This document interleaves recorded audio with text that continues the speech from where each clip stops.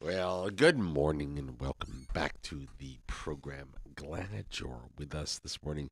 Please join me in saying good morning to my very good friends, my partner in crime, Emil Lee, host of St. Martin Insights News that matters to you. How are you this morning, sir? I'm great, Sock. Good morning, listeners. Nice to be back. Glad you're here. Really funky weather we've been having. It's like it's sunny and then it's raining. Yeah. And then it's sunny and then it's raining. Yeah. The last two mornings when I left the house at the wee hours to come here at what 6:30 in the morning, 6:15 in the morning, it was so dark and overcast and gray. It was either raining or it looked the air was so heavy it looked like everything was just going to open up any minute. Yeah. Yesterday I went, driving to play paddle in the morning. It was raining. I thought for sure it'll get canceled. And by the time I got there, it was sunny. It's really weird. Yeah, Really go figure. And by the way, they're paving the section basically from Oyster Pond to Guana Bay. That whole road, they've dug up strips and they're repaving. So, thank you to Romy. It's a work in progress, but it's getting a lot better, and it's making the traffic flow better. Is this eventually? This is through Soccer Garden. Yeah, exactly. Got it. Exactly. Yeah. So they're doing quite a bit there. Great. So good news. Great. And so we're testing something this morning. By the way, we now we're streaming the video and the audio in three places simultaneously: island92.com, Island92 Facebook, as well as our YouTube channel for anybody who would like to follow the videos. If you miss part of it, like to see more of it later, those are the places you can go get it. Technology, amazing stuff. Gotta love it. Exactly. Gotta love it. So what happened yesterday in the council minister's press briefing? So I will say that yesterday was one of the better press conferences, the Council of Ministers press conferences. Who was in attendance? So it was Minister of Justice, Finance, and VSA, Health, Labor, and Social Affairs. Okay. So your old job. My old job. But and what I'm seeing is, because remember, I've been doing this now since November last year, but there's been changes in government constantly. So we're finally starting to get some consistency, that you can start asking about what happened, what you said 2 months ago, and they're still the same person that was actually there 2 months ago. So we're starting to get some accountability and some history, and so it's interesting. It's getting better and better. So let me ask you a question. Of the ministers that were there yesterday, mm-hmm. Was there anyone that you've asked a question to, say early on, and then and they said, I don't know yet, but I'm working on it. I'm busy with it, right? Was there anybody that's still there where you've now gone back and asked the same question, and they're still busy with it? So you're jumping the gun. So I will. So this was towards the end of I didn't the meeting listen yesterday, and I didn't listen yet. So to the meeting. So yesterday, I asked the minister of VSA, indeed my old ministry, what is the status of the hospital? He's laid out the timeline, but I asked specifically, from the time that the project was originally signed, so during my tenure, to now, what price changes have occurred and what design changes have occurred. Mm-hmm. I've heard some rumors, that I know there's price increases, but no one's really come out specifically and said from inception to now, what's been the change in the financial picture. And I've also heard that in order to make some cost savings, there's been some adjustments to the design. But be transparent about it. And he said, well, we have a meeting with the hospital later today, and as soon as I figure this out, I'm going to let you know. So didn't have answers on that. And then I questioned him. Did you ask that question previously? Yeah. Of him? And he didn't have answers then either. Right. So, and actually more importantly is what they call the SAHA. I forget what it stands for, but it's the Universal Health Insurance or General Health Insurance. And I've asked him probably a couple weeks ago, have you yourself read the legislation? And there's some really important elements of the legislation in terms of specifically what's going to be covered by it. Mm-hmm. And are you in agreement with what's proposed? And he said, no, I haven't read it yet. I'm waiting for the report coming back from the SARE, which is the Socioeconomic Council. It's got unions, business, and government representatives, and they give an opinion on all legislation. And he said he's waiting for that to come back Before but he reads it. yeah. And then he made a comment and he said something along, don't quote me, but something along the lines of, but this isn't the only thing that's important to our healthcare system. To which then I queried, I said, look, this legislation, and just so the public understands why this is so important, this legislation will decide who can fall within the health insurance program, how much they have to pay. So that's the revenue side of it. And then on the expense side, it's going to decide what things are covered. Like, does it cover all your medications? What kinds of medications? Does it only cover a percentage of it? What type of surgeries or procedures are going to be included? What's not going to be included? So every other country who's done this has said determining that right package is critical to a proper functioning health insurance program, right? And he said no, he doesn't know yet. So for me, as the Minister of Health, I can't see anything more important than this, because this lays out the financial basis for your healthcare system for the country. Getting this right is critical. And if you get it wrong, you're going to tank this country, forever, right? So, and it's not functioning now. So you should know, why doesn't it work now? What changes you want to make? So for me, I was really, to be honest, really disappointed in the fact that you as a minister don't have your own opinion of this yet. Well, to me, and I don't know the minister. I don't know the minister of VSA. I have never met him. I've never had any social interactions with him at all. So I come in this completely blind in terms of him as the minister. I'm agnostic, right? It really comes down to this for me, that healthcare is one of the most important things, one of the most important playing fields the government should be, that in any civilized country, the government should make sure the playing field is level and the rules are level. I don't want the government to run my healthcare, but I do want them to create a fair, level, objective playing field for me to be able to obtain my healthcare. And it seems like we can't even understand that. Right? And we need to have that social safety net at the bottom for those that are unable to obtain their own, right? And it just should be so clear to everybody. If you have a healthcare system that's financially robust, the quality of healthcare is going to be higher, right? Because you can afford, as a system, better doctors, more technology, etc. If your healthcare system is financially challenged or bankrupt, it means you have to cut costs. And what that means is cutting the services that you offer to the people. So getting this formula right is just absolutely critical. So did he give us any insights as to when he thought he would have his opinion for us? We spoke afterwards off the air, and he said, indeed, he's waiting for this report from the SARE. And I said, to be quite candid with you, Minister, you need to read this yourself. You need to have your own opinion before you read theirs. Because the SARE is comprised of unions, business, and government.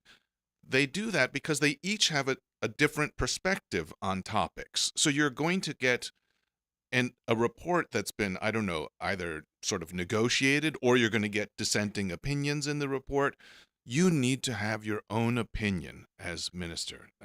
I just can't stress that enough. So that for me is, and you know what?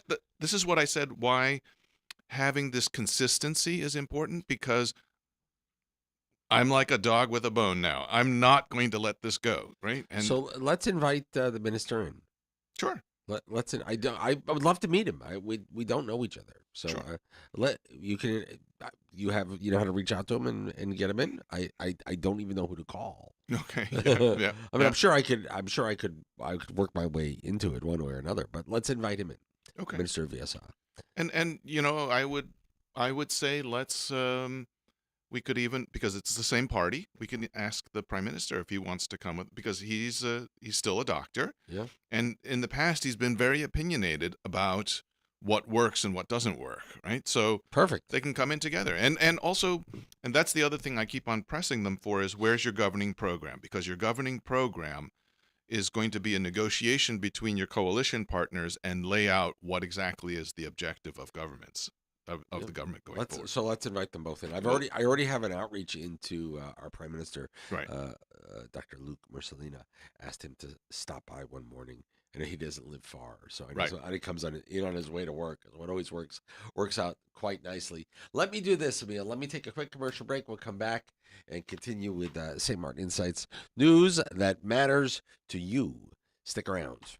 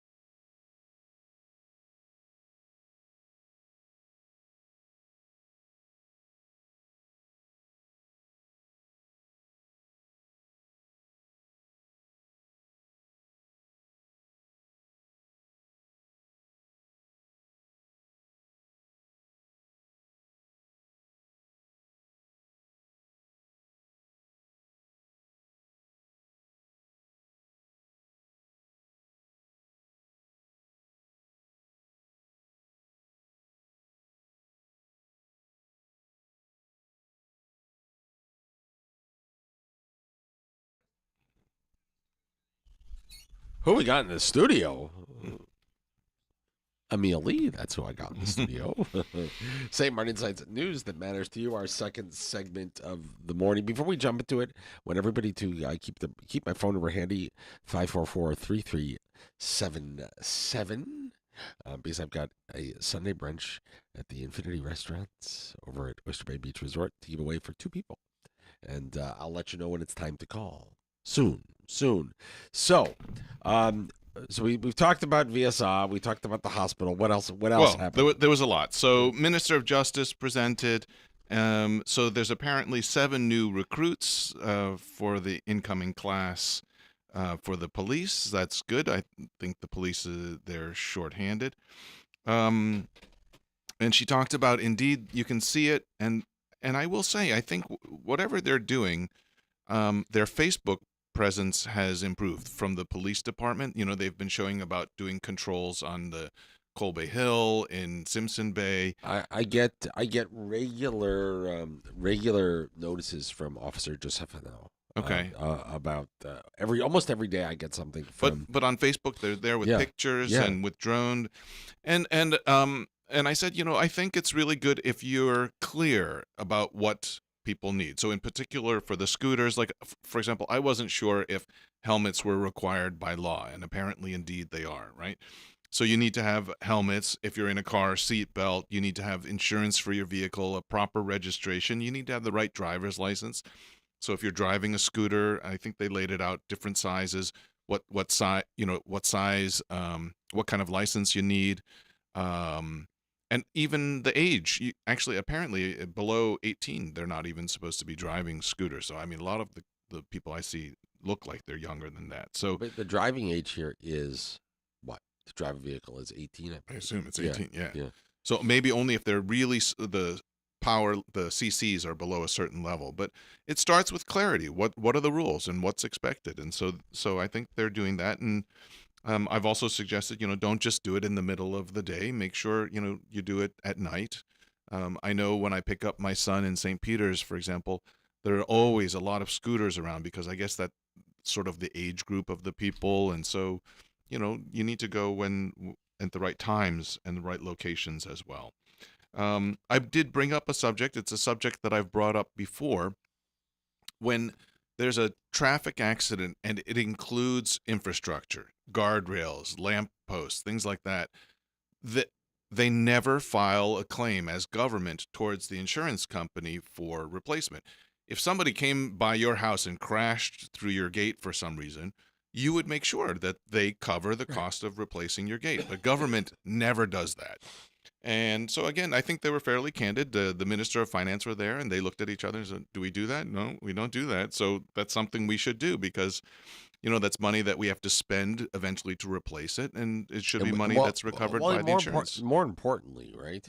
Not only when there's something like that happens, um, it takes years to get things To fixed. get it right Whether until it whether becomes the, a next project and a right, whole bid. Right, exactly. whether insurance is paying for it or not, we just don't fix things. We don't finish things here well at all. Right. We, So if they, filed an insurance claim, there'd be money. They don't then need, you know, a a government approval for a project, it just gets fixed. right. So, indeed, it's not only the money, but also the timing of fixing infrastructure. So that makes total sense. Minister of Finance presented. Obviously, she's happy that the budget for 2025 passed. I will say that my impression of Minister Gums in yesterday's meeting is she all of a sudden looked like she felt a lot more comfortable. In the past, I had the feeling like her presentations were very scripted and her responses were sort of, um, for lack of a better word, sort of timid. Yesterday, I felt like, okay, she feels more in control. So I will say that I think her presentations yesterday were very good. And she also was very clear. Like, for example, well, I'll come back to that. So she talked about the revenues, vehicle tax. They said you have until February 28th to pay your vehicle tax. And indeed, with all of the extra controls, you can expect that that's going to go hand in hand. She also says she has Finance Friday, where every last Friday of each month between 9 a.m. and 12 noon, anyone is welcome to go to her office if they have issues. I'm not sure when you need the Minister of Finance. I think most of the time it's going to be with the inspectorate. But anyways, I think it's a good initiative that if people have questions. But there were a lot of questions I had for her in terms of, okay, great, you've passed the budget, but the budget as a financial management tool really doesn't work very well. And actually, I brought up, for example, the Heineken Regatta, right? That you have bills from 2024 that haven't been paid but aren't reflected in your 2025 budget. So the money that you think you have for 2025, part of it has to be used to pay bills for 2024. So you need more like a balance sheet. You need cash Well, flow management tools. You well, need something you need else. to be accruing your accounts payable, so that if you finish fiscal year 2024 with a list of accounts payable, right? That when you build 2025, you know what your outstandings are, right? This is just normal business stuff, and it's not like you need to reinvent the wheel. There, Absolutely. you know, And actually, I will say, I won't throw out specific names of members of parliament, but this is actually a conversation that I've had with a number of parliamentarians during the budget debate. And I had suggested to them, you need to ask government to come in mid-year at least and give a report, budget to actual, and explain, this is what you projected. Where are you in reality? And are there adjustments that need to be made? And none of them did that. It was all, well, quite frankly, motions about other stuff. it should be done. It should be done quarterly. But I just yeah. know the amount of time it would take, and from doing nothing to Well, at least mid-year a report, I think at least. Well, my point is this, right? This is something that businesses that are a lot bigger than our our budget of St. Martin, Right. The budget, she said, is 577 million guilders. Right. Right. There are that's a small town anywhere else in the world. Right. Right. And that you can walk into a business of that size and say, yeah, here was where I am year to date on my budget. They do it monthly. They manage their variances. They know exactly where things are. And we need to get to that level of discipline. Exactly. And that's the only way we're going to continue to be successful. And I just don't know how you manage your finances if that picture's not clear. Right. Well, yeah, you're guessing. You're right. So I asked when MP DeWeaver was in last week, I gave her my business card and asked her to please pass it off to Minister Gums, because I don't know her. I've met her once or twice. We've shaken hands, but I would love to have her in the studio as well. Okay. Would love to chat with her. Okay. We're making a list. Yeah, we're checking it more than twice. Yes. We'll see who will join us. Yes. But, okay. So what else happened? So discussions came up. Apparently, the fees for lotteries were waived. And What do you mean the fees for lotteries? So lotteries, I guess, because it's gaming, there's annual fees. Uh-huh. And this is actually something that BB from SMN News brought up and about fees being waived, and she asked to the Minister of Finance, on what basis. And this is where I say I think that Minister of Finance is more comfortable, and she came and said, well, it was not a Council of Ministers decision, or at least it hadn't come to them as yet, and that this was the Ministry of Tiat that made the decision on their own to waive lottery fees. And so this is something that we're going to follow up on, because apparently it's related to their closure during COVID, right? So they were saying that there was no business for the lotteries because people were in lockdown. But I mean, that's the case for many other businesses.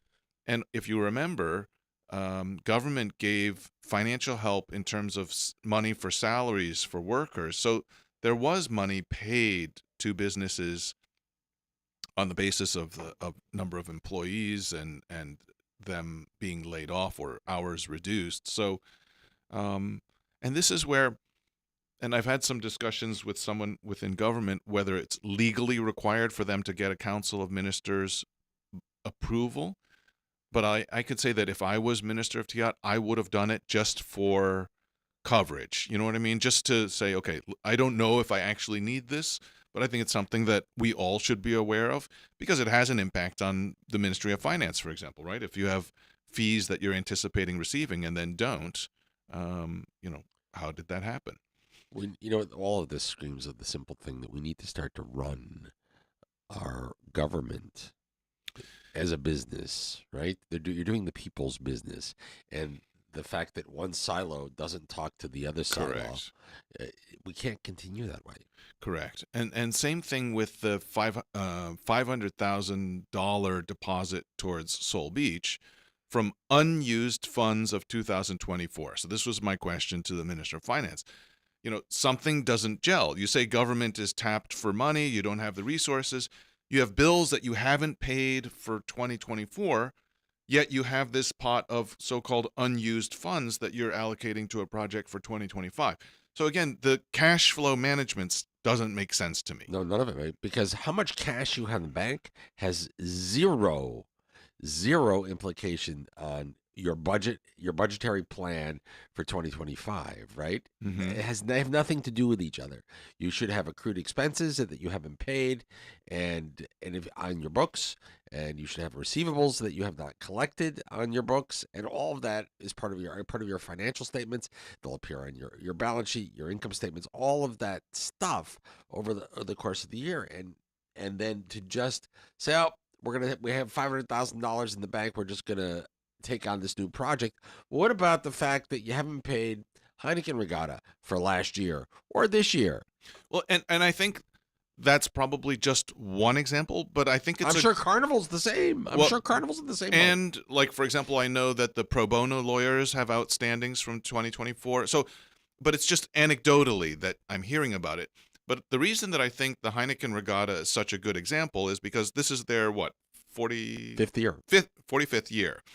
So they've been receiving this money year after year for a long time. And they've been gradually shrinking it and shrinking it and shrinking it to a Okay. pittance of what it used to be. But it means that the Heineken Regatta as an organization understands the process, right? They did it last year. They did it the year before. So to say like, oh, we didn't know about it, or they didn't apply for it in the right way, or they didn't get the right approvals, that I don't believe because you've been doing it year after year after year, right? So I think that's just, for me, was a really good example because it's it's something you can anticipate and something that you could be pretty sure that the administration was handled well. Did you ask the Minister of Finance about the outstanding subsidy to the St. Martin Heineken Regatta for 2024 and 2025? I asked for 2024, Yeah. and she said she wasn't aware of it being outstanding. So this is indeed where you said, does one silo know what the other silo is doing? And that in and of itself is frightening that we Right, don't because have, you as Minister of Finance should know have an these things. overview from every ministry what payables are outstanding. Here's the accounts payable for everybody. Right. Right. So, let me write this: payables outstanding. I'll ask next week. Yeah, that would be a nice thing though. What's the accounts payable as of December 31st, 2024 for all ministries for the whole Per ministry. Yeah, Break it down per ministry. Yeah. Exactly. Yeah. So, and this is where I'm saying that the budget debate, okay, great. Glad you passed it. It's required by law, but as a financial management tool, it doesn't accomplish what the country needs. And it also means that Parliament, who's supposed to oversee government, has no real understanding of what the cash flow process looks like. The other thing I brought up to the Minister of Justice about the prison, because I've been talking to a couple people about the prison and how inhumane conditions are in the prison. And the point that I brought up to Minister Tackling was, I know the country's working on a new prison, but a new prison is just a building. There's many soft things, like there's no educational programs. Do you remember we had Lexi in? He came in, he came out of prison and he started his own business. I think he's doing like upholstery cleaning and things like that now. Right. And he wrote he wrote a book about the prison, his experience there. But no therapy for prisoners there, no educational opportunities. So my question I understand that there was offers to donate gym equipment. those are what I would consider soft improvements. They don't depend on you having a new building, right? If you want to bring in educators for classes to teach them what to do. And then the minister herself brought up that apparently they have a woodworking shop that's not functional.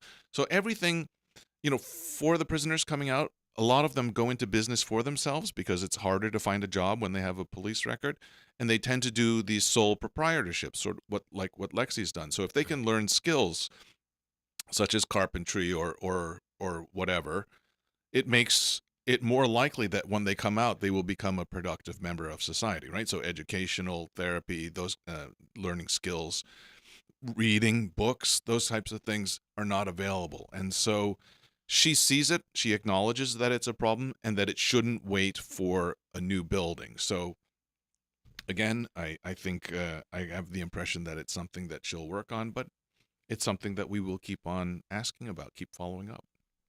Mr. Lee, it's always a pleasure. And busy week at the Council of Ministers. Yeah, it was good. So let's see if we can get our Minister of VSA and our PM in together. And finance. And finance. If we get them all, it'd be nice to have them all together. If we, that could be. We'll have our own little mini council of ministers press briefing. For sure. Sounds good. Always a pleasure to see you, sir. Give my best to Sebastian. I will. When's he off from school again? Not for a while, but we're gonna sneak away for a weekend. I want him to, come sit in the chair and play co-host. Okay. One morning. He would love that. I'm sure he would. He's I'm up sure for that. he would. Yeah. It is 10:50. Try again. 8:51. Nice if I could tell time. We'll be right back. More Fresh Air in the Morning is on the way. Thank you to Emil Lee, St. Maarten Insights, news that matters to you. Emil Lee, our managing editor of Korea Broadcasting Network News. More Fresh Air in the Morning on the way.